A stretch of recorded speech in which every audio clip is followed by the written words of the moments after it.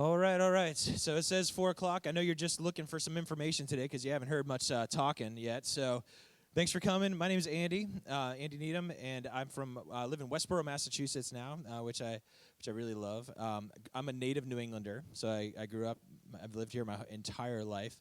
But I grew up in, unlike Chris, who's a Florida boy, but that's all right.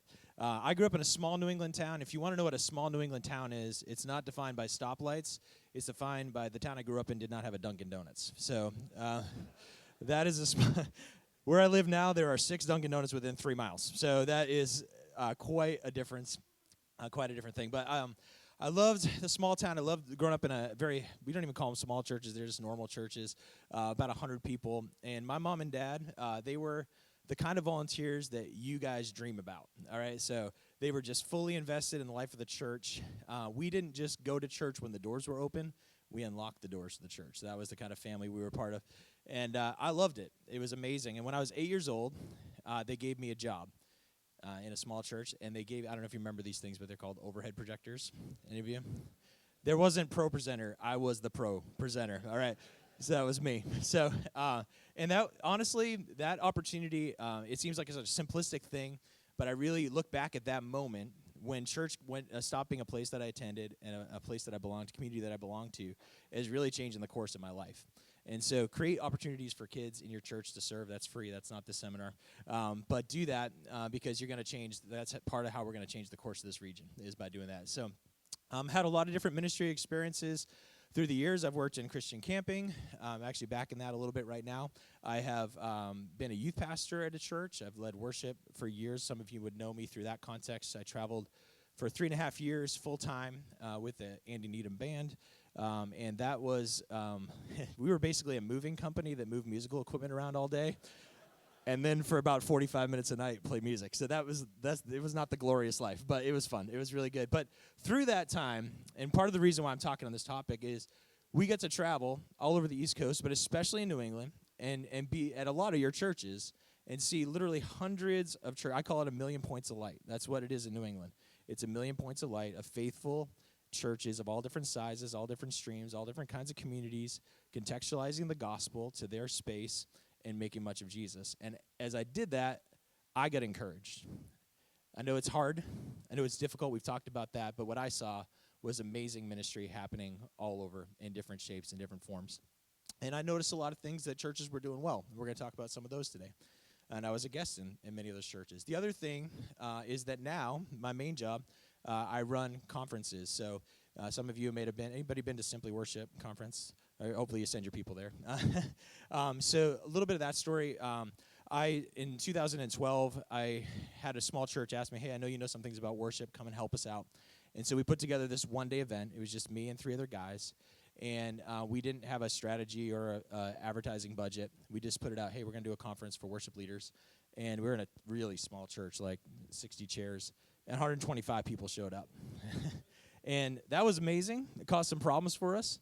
It was not as well run as this conference. But the biggest thing that I took away from that day was out of 125 worship leaders that showed up on a Saturday, paying a little bit of money to come get better at what they do, only one was on staff at a church. And I was like, wow, this is what I grew up with. These are volunteers that are fully invested in the mission of their church who are hungry, eager to get more training so that they can serve their churches. I'm like, I want to be about that. I'm just going to give my life to that. So I started finding buddies who were great at different things in worship. And I said, hey, come teach a breakout session. Come be a part of that. And the next year we had 450 people show up. All the way fast forward to last fall. It was our 5th year. We were at Grace Chapel in Lexington, and we had 900 worship and tech leaders gather for a day of training. And every year I've done less. I used to move the equipment and speak 6 times and do the worship, and now I just get to help run the environment. But part of that, I'll talk about that in a minute, but we go into these different churches now, and we're looking at these churches through some of these are large churches that you think have everything figured out, and we look at them through the lens of what is it going to be like to bring 400 people who've never been here before in through these doors. And we need to do it quickly, and we need to have them know where the breakout room is, though they have no context for what this building is laid out. And I'll share some stories as we go through today about how most churches we've gone into, we've actually had to rename things and put up new wayfinding just because of that whole experience. In terms of the ministry context I'm in now, just so you know a little bit about where I come from. All of that, the Simply Worship and the other environments I create are now part of Berea's ministry, which best known for a camp. Doesn't that where you want to be right now here in New England? Look at that. That's beautiful. So up in Newfound Lake in New Hampshire, we have a camp that runs student environments, adult and family, different environments, and check that out for sure. But we also just acquired another camp in Maine, which we're real excited about, so that's a new adventure. But my main thing, living down here in Massachusetts, I run what we call our greenhouse environments, which are short-term training days for ministry teams. So this is designed for volunteers. They're really affordable, accessible one-day events. And you can go to greenhouse.training, but we have Simply Worship, which has been our flagship and our largest event. We've added lead kids in the last 2 years for children's ministry workers. We've had about 1,000 children's ministry workers come to that event in the last 2 years total. And then lead youth. Berea's has a long history of training youth workers, and now we're doing that in a new way, which is exciting. So that's not a commercial. I just want you to know where I'm coming from. Let me just give you a word of warning here. Okay, we're going to, when I got this topic, I was like, man, this is like a full day seminar. And then they're like, you have like 40 minutes. And I'm like, oh my goodness. So a couple things. I'm going to just fire a lot of information at you and kind of go fast. If there's something you want to slow down on, maybe raise your hand, but I got to get through a lot, so we'll just kind of keep going. And just know if you want my slides, you can just email me. I'll put this up again at the end. But I'll be happy to give you everything that I have here and everything that I've been learning, which I hope will be helpful to you. All right, that's the preamble. Let's have a word of prayer, and then let's buckle in and go for a ride. All right, let's pray. God, thanks for this opportunity. Thanks that these people are investing their time to expand your name, your kingdom, your renown. God, help us not to just build bigger brands, but God, help us to build your people. And God, even as we talk about practical things, help us, God, not to get lost in the weeds. May you be over all in this time. It's in your great name that we pray. Amen. All right, so what is it like for a guest? It's so easy to forget that. It's such a hard thing for us to retain. And so I want to talk about, the first thing I want to talk about is the culture that we create for guests. And I have 3 things that I want to kind of mention under that, which is this idea of a culture of hospitality. We see the word hospitality throughout Scripture. We need to be good hosts in our communities. And I have 3 things that I think are really important and that I think about for our conferences, but I think we can also think about for a church. The first word here is awareness. We use this word with all of our volunteers. It's one of our pillars. We want our volunteers to be aware, to be seeing and looking and trying to understand what is around us, to see what visitors see. And this is difficult because we always drift away from awareness. It is always a drift for all of us. Familiarity is the enemy of our awareness. The second thing is empathy. And I always think about this when I'm trying to figure out how to get people in a building and think about this as a church. But where are the pain points for your visitors? Where are the places where they're most likely to get confused? What is it that where their fears or their insecurities or their doubts about this experience that they're walking into that they've never been to before, where do we see that? And we need to have empathy. This is a incredibly Christian, Christ-like reality to feel the pain of those that we're serving. And the final thing is follow-up. And I say here, love people, use systems. Make sure that we don't get that the other way around, all right? Some of us nerds like to love systems and use people. And let's make sure that we are loving people and using systems. And I can't stress enough how important follow-up is, but I also want to tell you that that's part 2 of this workshop that has 1 part. So I'm not going to be able to get really, really deep into that, but it's a very important thing. Once somebody does darken the doors of your church, what happens next after they leave is one of the most important things. And I just want to kind of recognize that. One of my friends, Mike, who's at a great church in Rochester, New York, he tweeted this out a few days ago, and I thought that this was great, so I just decided to quote him. And you can follow him. He knows I'm quoting him, so he's expecting hundreds of more followers today. Churches need to remember that every interaction is a bridge or a barrier to the gospel. I thought it's a really important lens for us to think about because we're going to talk about some things that seem almost like strategy or marketing or just nerd talk, which I love, nerd talk. But just to remember that all these things that we're talking about, that we are talking about people in New England who may have never darkened the doors of a church, people in New England who their only context is a guy like waving smoke around, people in New England who are choosing to come to our churches. Everything that we do is either a bridge or a barrier to them. And I like to do things really well. I want to create great experiences for people. But this is really important to remember, too, is that the point of excellence is not to impress people. The point is not for them to walk away from your church and say, wow, what a great church. We want them to say, what a great Savior. And that's an important distinction. So we work to solve problems and remove distractions so that Jesus can be center stage. We don't want there to be anything that could get in the way that could trip. We don't want there to be an obstacle course in order to get to the cross. We want to remove everything that is possible, that we can possibly control, that is in our control. Any friction, any distraction, anything that would take the attention away from Jesus.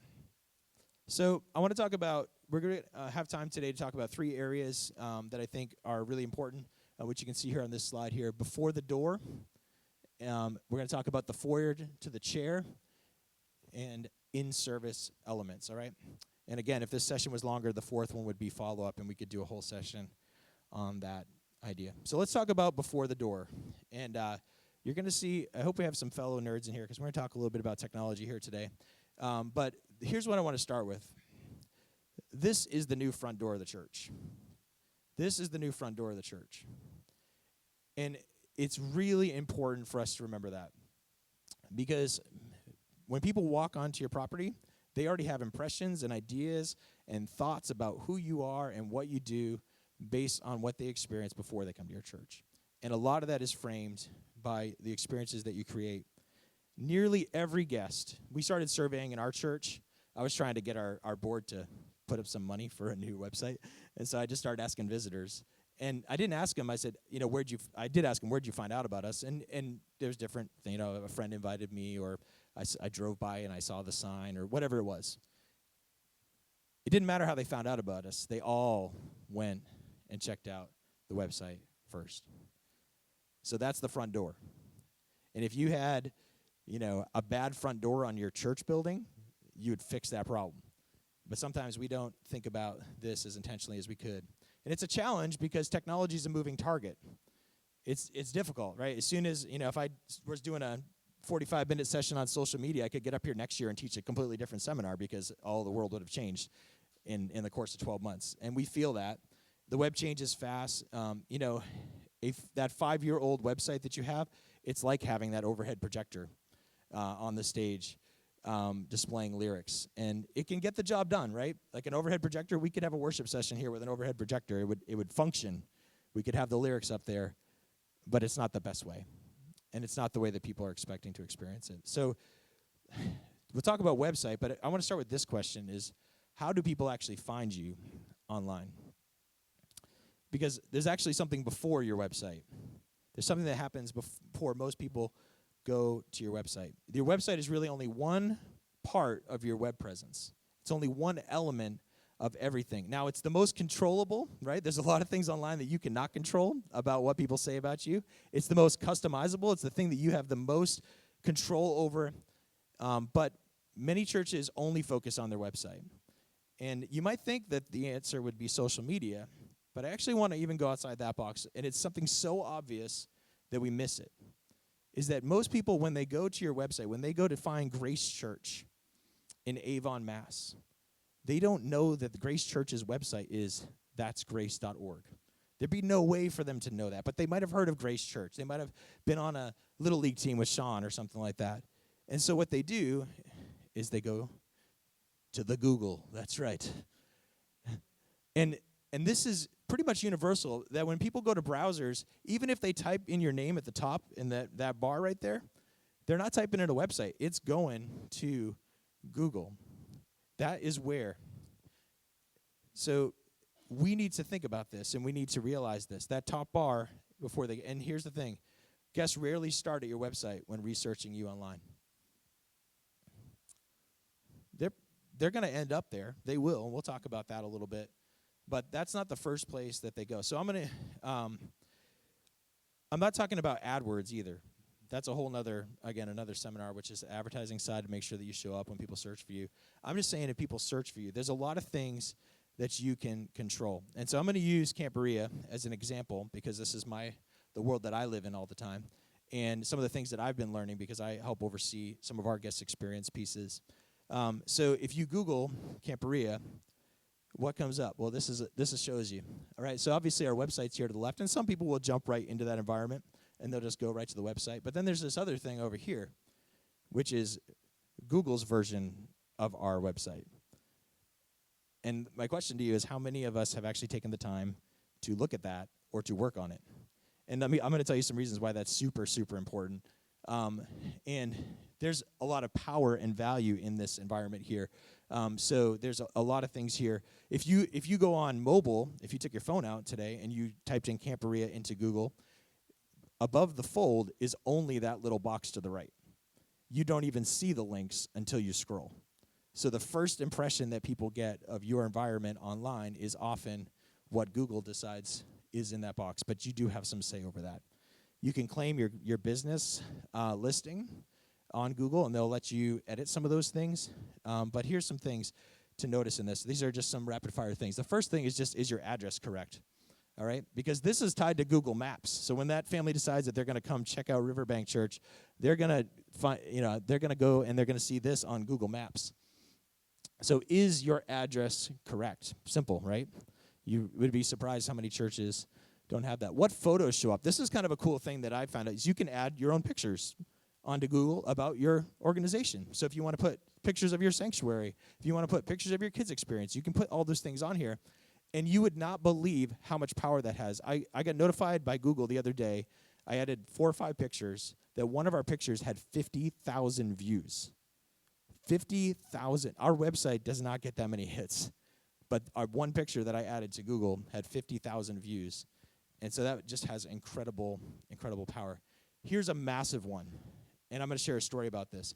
I was helping my friend Matt, who's got a great church, and he asked me to do sort of a secret shopper experience at his church, to come in and visit his church like somebody who had never been there before and to make a bunch of observations. And so I was like, that sounds really fun, and it was great. I loved doing it. I was like, okay, what would a person do when they would go to his church? So I took my phone out. In my driveway, I know how to get into his church. But I'm like, I typed into Google Maps. I said, where is this church? And up popped this little notification that says, this business may be closed right now. This was at 9 a.m. on Sunday morning. This business may be closed right now. Do you still want to go? Yes or no? I clicked yes because I was planning to go there. But the thing is, if your hours only list your office hours on your website, when people are going to Google Maps, they're probably being told that your church is closed on Sunday. That is not the message we want to send them. All right? So a simple thing. You might already have this right, all right? So probably for 90% of you. But for the other 10%, I just saved you a very terrible message that you're sending to everyone who's thinking about going to your church, that your business is closed on Sunday. So that was probably worth all of my time. Are you open on Sunday? Yes, I hope so. And then the final thing is this, that ratings are really of high value. And my suggestion to you is not like just to get your family to go on there and add reviews, but we've actually made an effort as an organization that when we have people come, obviously our context is a little different with camps and conferences, but when we send out emails, we'll put a little thing at the bottom. Hey, could you leave us a review on Google? And that has a lot of meaning for a couple reasons. One is the obvious one, that people actually look at them and read them. So having some good testimonials on Google is really important. The second thing is this, in the world of SEO, which is a whole other thing, search engine optimization, one of the things that they weigh a lot more now than they used to is reviews. So if there's a church down the road that has fewer and you have more, you're probably going to show up a little bit higher. Not to say the churches should be competing for ratings, but it's a simple thing. It costs people nothing. If you want to say, hey, you want to know a free way that you can help our church? That's awesome. Do you have a phone? All right, take it out. Review our church. Write 3 sentences about why you love coming to Grace Community Church. Simple thing, but they will have a massive impact on your visitors. All right. Everybody tracking so far? All right. Everybody's changing their Google settings right now. That's good. All right. That's good. All right. So the other thing is just super obvious, and I again, this is one that we could take hours unpacking this, but social media, and I do run a lot of social media channels for our organization. It could be another seminar, but I just have time today to hit like a 30,000-foot view. And for some of us, this is our wheelhouse. We love social media. For others of us, it just seems like this overwhelming, I don't want to keep up with all these apps and all. It just seems so tough. But there's an opportunity and a challenge here. So here's what I want to say to you. If you can't do them all, which many of us can't, right? You don't have a full-time social media manager. Just pick one or two of them to do really great. Just pick one. And if I were going to pick one or two, I would say Facebook and Instagram. Now, other people might disagree with me, and that's fine. You can pick whatever you want, one you want. But just find a place to engage. The reason I say Facebook is a lot of the demographics of people who will be choosing your church. I mean, depending on what your church is structured like, Facebook's another place that they will search you out to try to find out who you are and what you're all about. All right, so it's like Google and Facebook, honestly. I mean, people are getting their news from Facebook as well, which is scary. That's another thing. But and this is also a great place to engage volunteers. Just honestly, all you got to do, start looking at the different people in your church, see who takes amazing pictures, who has the most followers, who's kind of in the game on this stuff, and say, hey, you want to be on our social media team? They're like, what's that all about? Like, you are the social media team. Congratulations. And then from there, just kind of give them feedback. Hey, we'll check in with you every couple weeks, or if I see something that is kind of off where we're kind of going or whatever, but just give them some simple ideas. Hey, tweet one thing from each of our messages, or snap a picture every week of somebody. Just find ways to engage people, and don't feel like if that's not your wheelhouse. I know a lot of pastors didn't get into pastoring so that they could be great at Instagram. That's okay. But there are people in your church who love this stuff, and it can have a huge impact for almost no money. Again, cyberstalk somebody in your church and find out who's doing well. Now, there's 100 other things that I could get into on this, from tools to make graphics, to apps that are awesome, to schedule things, and I'd be happy to talk to you about any of that stuff. You can email me. I use a lot of different tools for this, but two things I just want to mention. One is called Canva, C-A-N-V-A, and this is like Photoshop for dummies, so this works really well for me. And it's a web-based. It also has an app-based version. And there's like a pro version and a free version. Both are pretty awesome. But here's the most amazing part. You ready for this? This is amazing. They give it free to nonprofits. So it's free. It doesn't cost you anything. So you can just send them your 501c3 certificate, and they'll give you the whole thing for free. We were paying for it. We're not paying for it anymore. And here's the thing, too. Any of these online tools, we use Buffer, which is another scheduling thing. Always ask if they have a nonprofit discount. Always, even if you can't find it on the website, I Google usually, like, hey, Canva, does it have a Canva for nonprofits? It comes up. Some companies don't advertise that they give nonprofit discounts, but Buffer, for example, I think it's like usually $99 a month. I wrote them, say, hey, do you have a nonprofit discount? Yep, 50% off.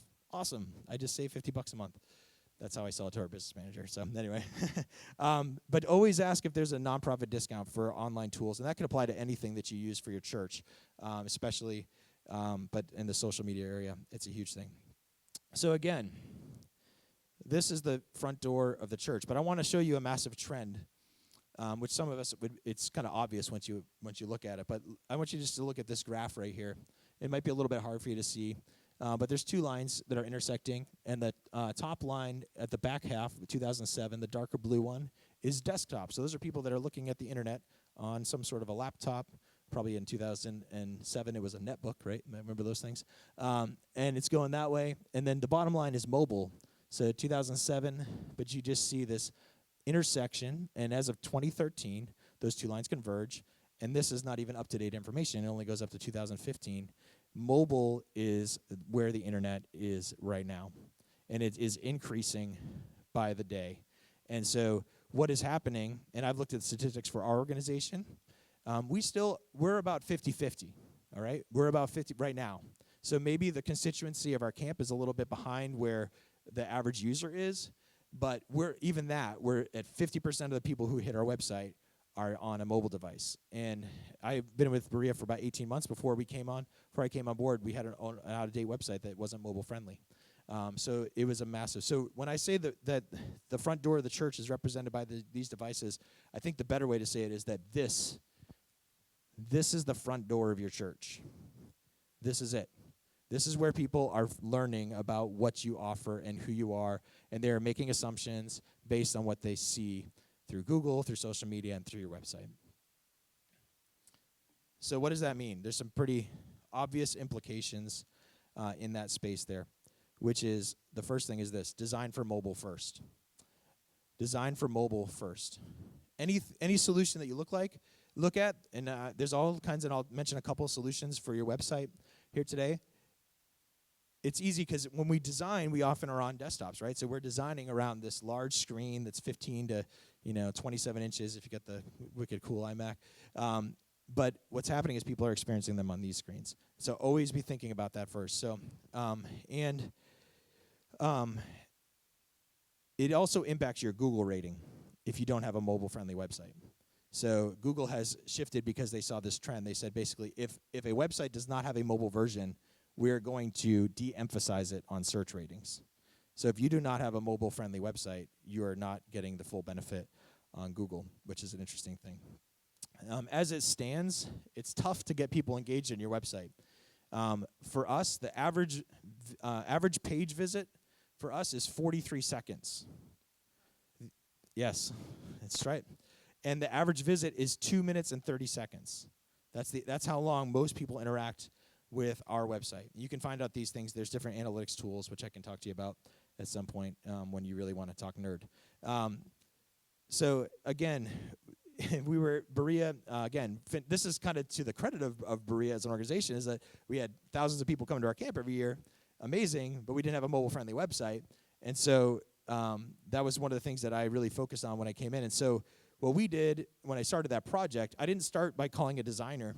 I actually just kind of drew a picture of what I wanted our website to look like on a phone. It's called a wireframe. And so I basically, this is my poor man's, I made this in PowerPoint, or it was really pretty lame. But I just said, this is what I want our website to look like on the phone. And everyone that I would talk to who I was going to work with potentially as a partner to build our website, I said, can you make this? This is what we want. Everything else that we got to do, if that can't happen, it doesn't matter.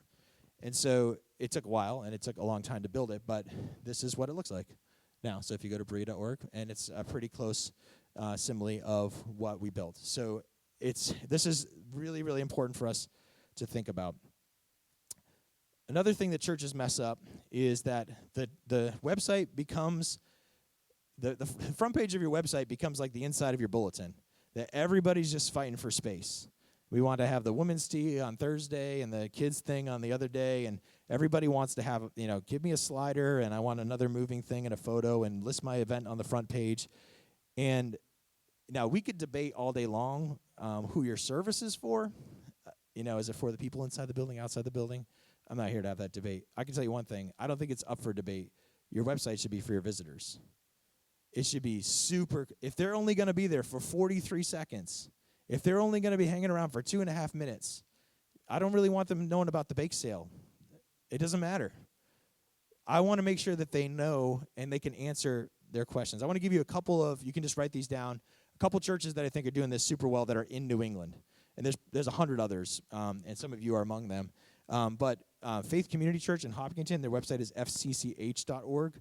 The same guy who designed that website is the one who I worked with Berea, fcch.org. They've done 2 redesigns in the last 3 years because they've been trying.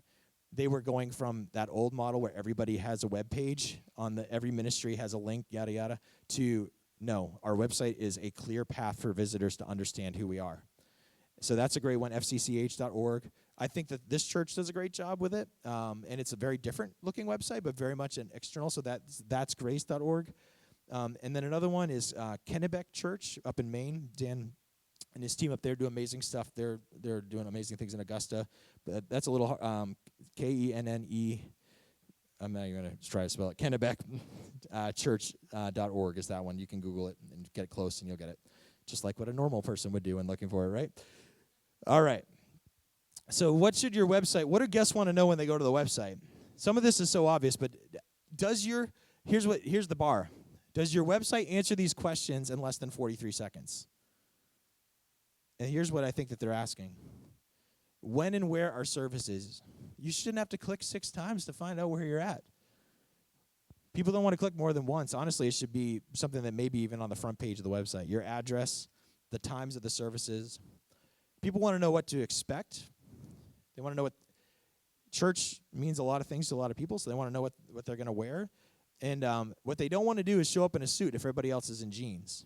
And they don't want to show up in jeans if everybody else is in a suit. They want to know what to expect to wear. If they pull in the parking lot and everyone's not dressed like them, they're just going to do a lap and go. And what am I going to hear? How can you I would encourage you to do something that is a very short version of your key presenter, so your pastor, that if you can do it on video, I mean, it doesn't have to be really amazing video, but just decent quality video that's respectable, that's like 3 minutes long of your pastor speaking that you chose. That's like them telling a story that connects to Scripture. They can go and find the archives of the podcast and stuff like that, but I'm not even talking if you're a video-driven church or have all that technology. I'm just saying, could you put 3 minutes of your pastor somewhere really easy for people to see? So they're like, oh, yeah, that's the guy. That's what they want. That's what people need to have. And then what is there for my kids, right?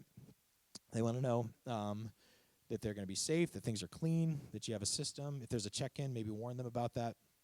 That's a really important thing. When and where are services? What should I expect to wear and hear? What is there for my kids? Any comments on this part? I got one more thing to say on this online stuff, because we're going to move into the foyer in just a minute here. Questions, comments, real quick? Yeah, go ahead. I'm going to talk about that in just a minute. Okay. Never is the answer. No, not never, but no. We'll talk about that in a second. That's a good question. Let me just go. I'll just talk about it. So with the app thing, it's trendy. It's cool. Like everybody wants, we all want to pull out our phone and be like, look, it's my icon. It's our church. It's amazing. Here's the thing. People do use apps, but 95% of the usage of apps is Facebook, Twitter, Instagram. Most apps on your phone, you could probably, just think about yourself. How many apps do you have on your phone that you use every single day? Not very many. So you are chasing your tail trying to have that controlled experience. Now, I'm not saying I never strong, right? There are churches that have apps that are good. But I think that having a phenomenal mobile experience that's on a browser is going to stand the test of time, and you can keep changing it and updating it and not having to go back to that same company that you just paid a couple grand to when they don't keep their technology up to date. You're kind of in their sandbox at that point, right? If they don't keep things up. So I would just encourage you, if you do an app, the only way that I would say that I could see some value, I just don't think people are going to be as engaged. I would actually suggest that you're better off having 2 websites, one for your own people and one for visitors, than you are to have an app. Because I think it's easier just to say, hey, whatever it is, go to like our church has chapelcares.com. We got some work to do on there, so don't go look at it. But you can. I did that 5 years ago. I would say, like, we have 2 domains, Chapel Cares and Chapel of the Cross. If I was going to recommend to them a strategy right now, I would say keep both domains, make one of them for visitors, and that's the thing that goes on all of our literature. And then in your bulletin or your announcements, you say go to the other domain and have that be your sort of site. Again, there can be debate on this thing. This is obviously, we can't go to like a verse in Scripture and be like, thou shalt not have an app. But I really think a lot of churches fall in love with ideas like that because it makes them seem cool, when I don't know that it actually has as much value in terms of long-term engagement for people. So that's my 2 cents on that. All right. Yes, go ahead.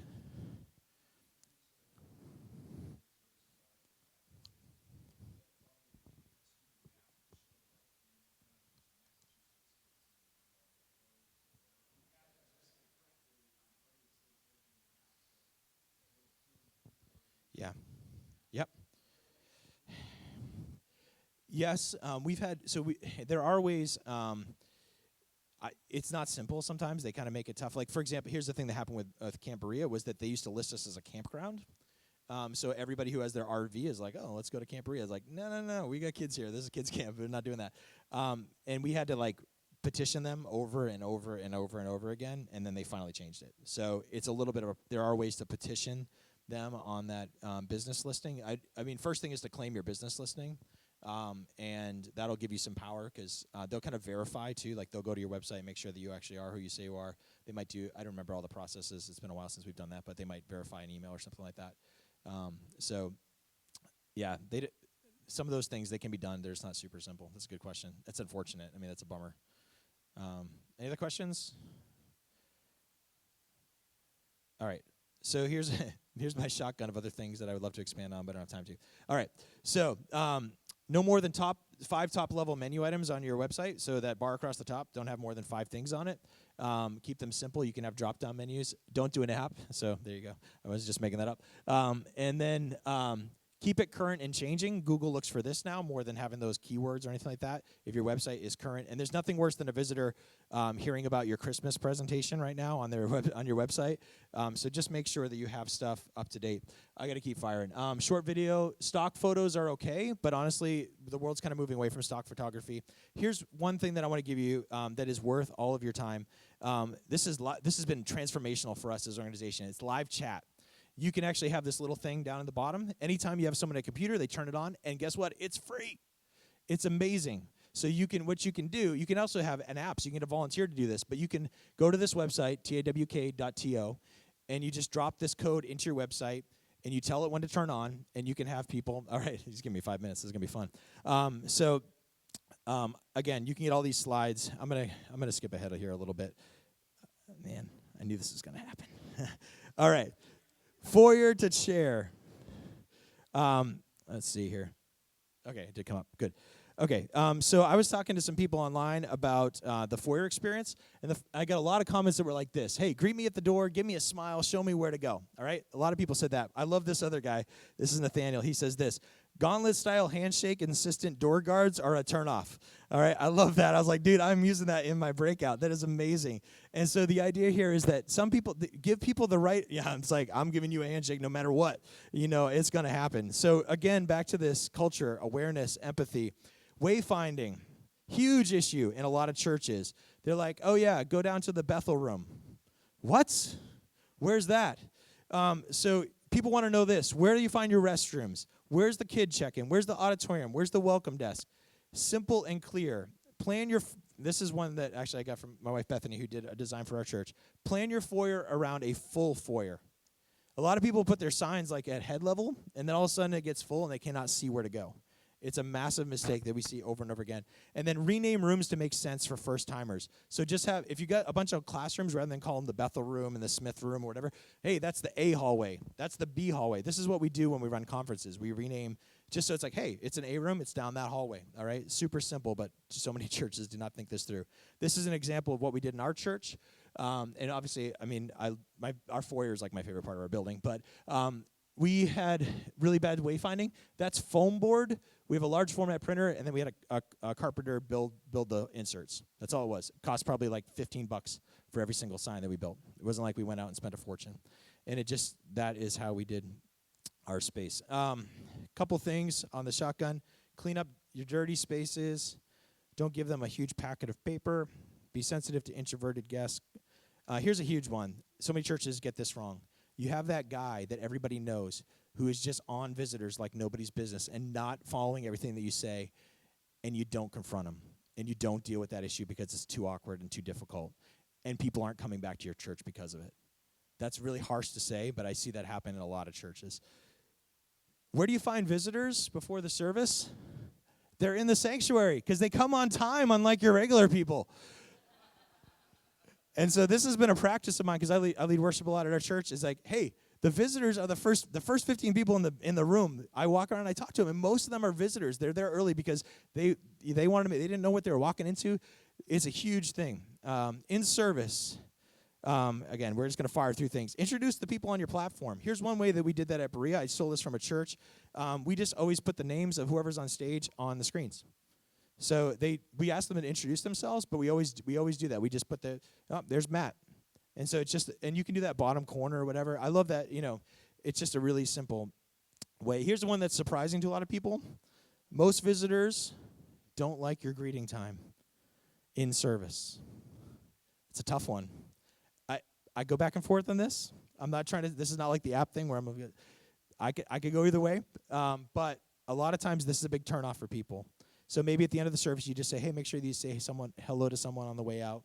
They're just gonna, if no one comes and says hello to them, you just really sabotage your experience.